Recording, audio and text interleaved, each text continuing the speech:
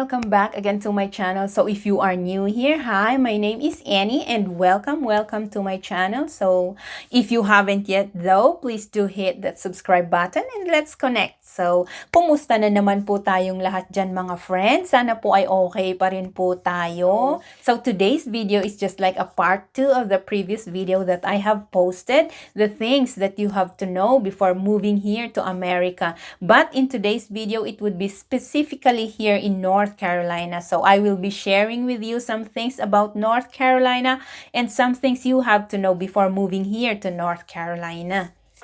So to start with, actually North Carolina is a state in the southeastern region of the United States. It's just like a quiet small state wherein it's very easy to get to another city. And we have all these land variations where you can see mountains, you can see meadows, trails, hills, of course. Of course, there are beaches, there are towns and cities, big and small, and pretty much all landscapes that you can think of.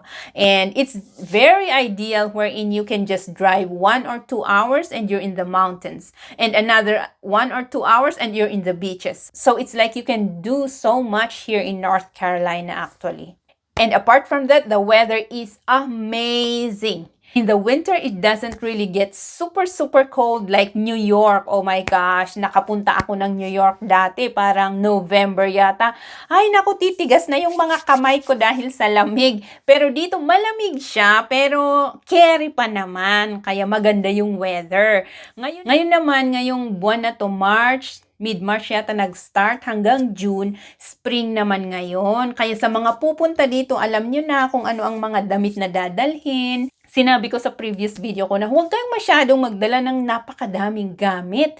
Sinasabi ko na ngayon, spring ngayon hanggang June, kaya kunin nyo lang yung mga damit nyo na magagamit nyo ng spring. Kasi I'm sure within that time, nakapag-shopping na kayo, o diba, ng damit nyo sa susunod na season.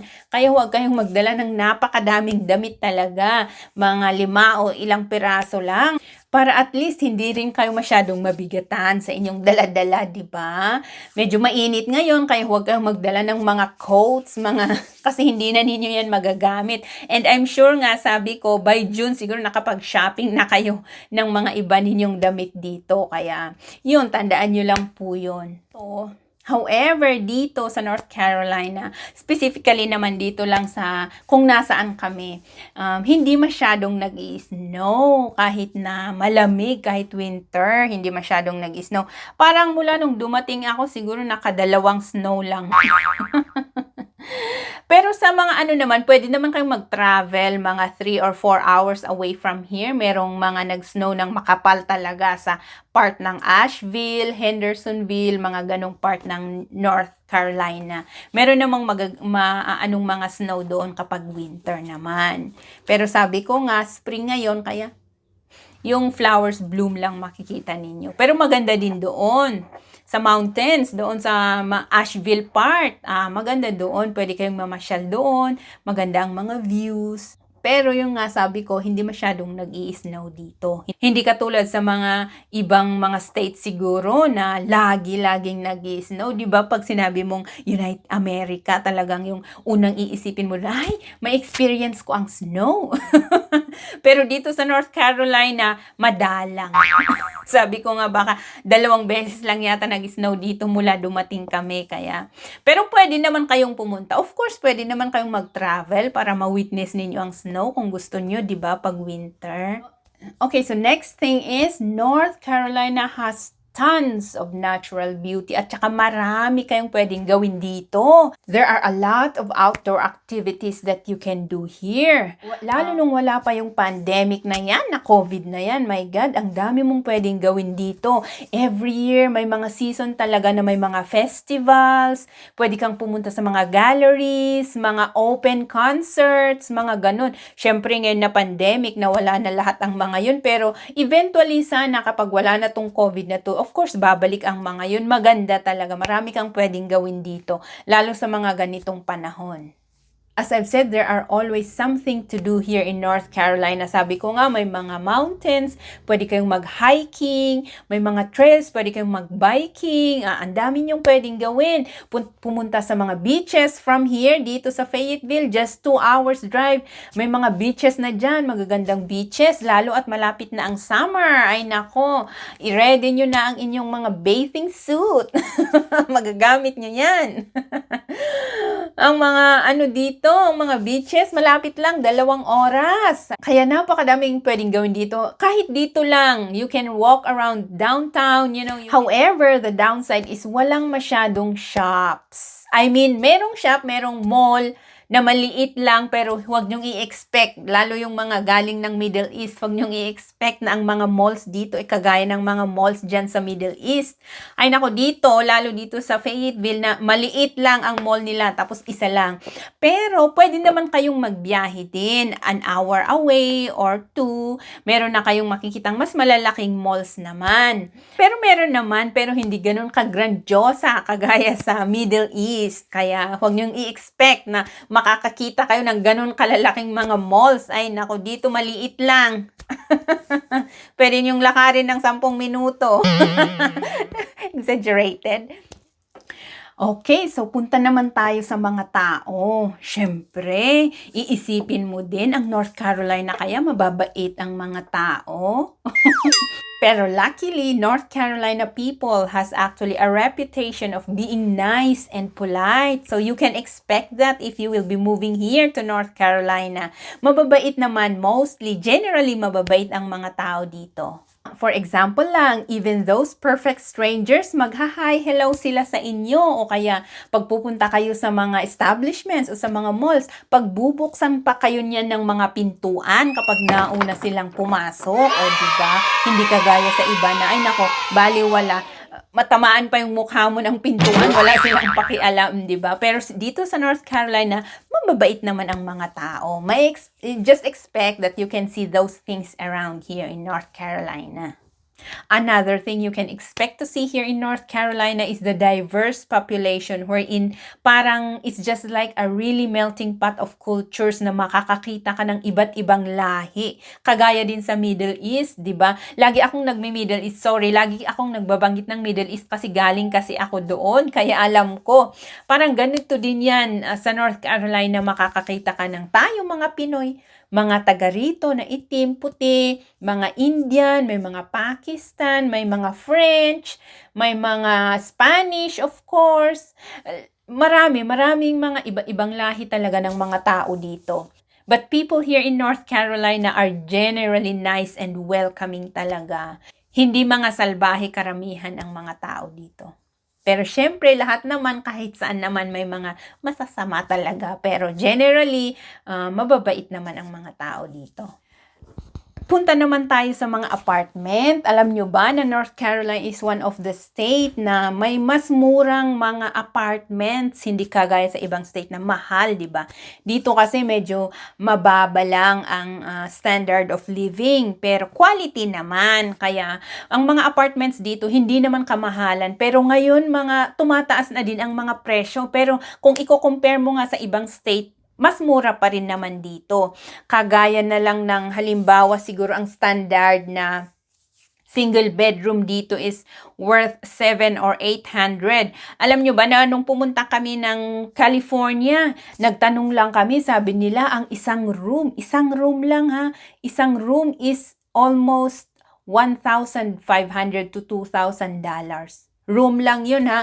Pero dito, na yun? 1 bedroom apartment, mga 600-700. So, syempre, iba na ang presyo kapag 2 bedrooms, mga ganon. Pero I mean, mas mura talaga dito kung i-compare mo sa ibang state. Marami naman mga options dito. Pwede kang mag-search, pwede kang tumingin ng mga murang apartments kung gusto mo. Kasi napakadami ng mga apartment complexes dito. Hindi lang bilang. Madami talaga. Ewan ko ba bakit build na. Parang Pilipinas lang, parang Duterte lang build ng build. Kaya marami kang mga options kapag maghahanap ka ng apartment dito. Marami kang mga options. Makakakita ka ng kung gusto mong mura, kung gusto mong medyo mahal, kung gusto mo namang mahal na mahal. Mahal na mahal eh, no? Pero I mean, yun nga, medyo mura talaga ang mga apartments dito. Ang mga bahay pati dito. Kung ikukumpara sa ibang state. Another thing is the school system. Sabi nila maganda daw ang school system ng North Carolina. Siyempre, hindi pa ako masyadong familiar dyan kasi wala naman akong anak na pinapag-aral pa. Ay, ang anak ko nasa pa lang. Nag-aral siya pero sa pa lang siya, 3 years old, kaya hindi ko pa feel kung maganda ba talaga ang school system ng North Carolina o hindi. Pero dito sa North Carolina, napakadaming schools. Marami kang options for universities and colleges. Lalo sa Raleigh, yan ang sentro, ang capital ng North Carolina is Raleigh.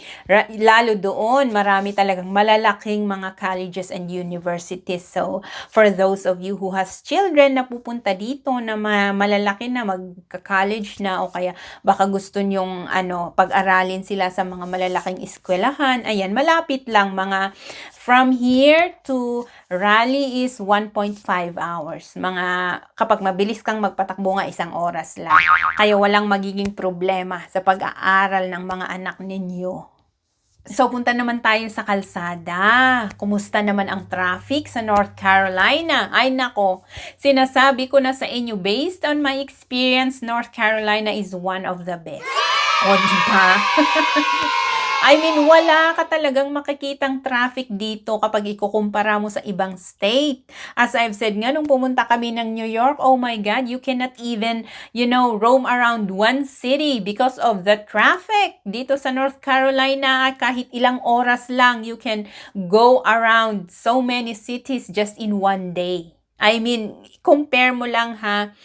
Wala ka talagang makikitang, traffic man dito, yung mga petiks na traffic lang, ganon. Pero hindi ka talaga makakita ng traffic na heavy traffic dito sa North Carolina. It's just like the road is clean. There's just no traffic at all. There are not much cars. And the people here, yung mga driver dito, mas obedient sila sa mga traffic signs. Especially sa mga school zones. Ay nako, dito pala, with regards nga pala sa school zone na yan, malalaman nyo din naman kapag pupunta kayo dito. Pero sa mga school zones, napaka-stricto talaga. Siguro ano ba yun? Siguro sa buong Amerika, ang school zone talaga is napaka-stricto niyan. Kapag sinabing 25 miles per hour, dapat 25 ka lang. Otherwise, huli ka. Kaya makikita mo ngayon, especially ngayon na bukas na ang mga schools, makikita mo talaga kapag natapat ka sa schools, parang usad, pagong ang mga sasakyan kasi ganun nga, talagang irerespeto mo talaga. So another thing is, they said that North Carolina has tons of job opportunities. Basta hindi ka mapili sa trabaho. Marami po talaga ditong pwedeng pasukin. Basta hindi ka lang mapili. Pero syempre tayong mga Pinoy, alam mo naman, medyo meron pa rin, mapili pa rin tayo kahit konti, diba? Pero meron pa rin, syempre marami namang mga dyan, maraming mga options. Hindi lang naman iisa, dadalawa. Marami namang mga options kung gusto mo talagang mag-work, diba? Pero dito kasi, halimbawa, mag-asawa kayong pumunta tapos may bata, wala namang mag-aalaga sa anak nyo. Kaya ang nangyayari, ang mga Pinoy, ang mga asawa na lang nag-stay sa bahay. Kasi sinong mag-aalaga ng bata? Mahal ang daycare dito. Kaya ang nangyayari dito, kahit na napakadaming job opportunities, yung spouse pa rin yung nagbabantay sa anak. Kahit gusto ninyong magtrabaho, pero eventually siguro pag medyo malaki-laki na yung bata at alam na niyang mapagsabihan na magstay ka lang sa bahay, wag kang lalabas o ganun. O di ba? Pwede na siguro kayong pwede na siguro siyang dalhin sa daycare habang kayo mag-work, o kaya pwede ninyong ihanap ng sitter habang kayo mag-work. Pero kapag maliit pa, syempre, mag-iisip ka. Nasa sa inyo yan, mag-isip kayo kung ano ang mas gusto niyong gawin, di ba? Okay, so the last thing I will be sharing with you today is the accessibility of banks, hospitals, pharmacy, malls, as I've said, groceries. Dito, more specifically dito sa Fayetteville kung nasaan kami, marami yan. Accessible yan. Kasi maliit nga lang pati yung town, yung city ng Fayetteville, kaya accessible po talaga ang mga yan. Balita ko nga marami nang pumupunta dito kaya malapit sa ospital, yung pinakamalaking ospital dito sa Fayetteville actually is may mga bangko na, may mga groceries, may mga pharmacies kaya hindi ninyo magiging problema yan. As I've said on my previous video, you can always ask. You can always ask sa mga kababayan natin na makikita ninyo dito sa work o kaya sa apartment na pupuntahan ninyo. You can always ask them for guidance para alam ninyo. Pero malapit sa ospital na yon ay Bank of America kung saan pwede kayong mag-open ng account. Malapit doon is Walgreens. Pwede kayong bumili, pharmacy yun, at convenience store pati, pwede kayong bumili doon. Mga walking distance lang ang sinasabi ko. May mga restaurants around doon, may mga fast food around doon na pwede ninyong kainan. Yung apartment nga doon, yung Village Gate apartment complex doon, may malapit din. Pero balita ko puno na daw kasi sobrang dami ang darating this next few months. Kaya marami namang mga tignan ko, mamasyal ako sa susunod, tignan ko yung mga apartments na malapit doon sa ospital para masabi ko din sa inyo, di ba? Perhaps what I will do next is pasyalan ko siguro yung mga establishment na yun para makita ninyo tapos i-video ko, di ba? Tapos i-share ko dito para makita ninyo yung mga apartments doon na malapit, yung mga groceries, yung mga daycare centers, yan, importante yan. Kung yung may mga anak na gustong ipasok ang mga anak nila sa mga daycare centers, siguro pasyalan ko, no? Minsan, para ipakita ko, i-share ko dito sa YouTube. Para sa mga darating, may mga ideas sila. Pasyalan ko din yung mga apartments na pwede ninyong, na mag-inquire kayo, na pwede ninyong pag-inquirean kung may mga available. O, diba? Parang magandang idea yun. Teka lang.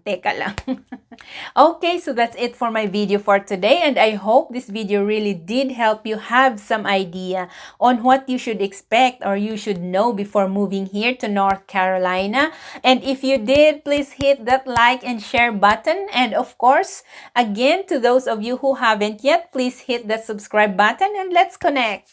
And again, salamat po sa lahat ng mga nanonood ng videos ko, and see you again on my next video. Bye-bye!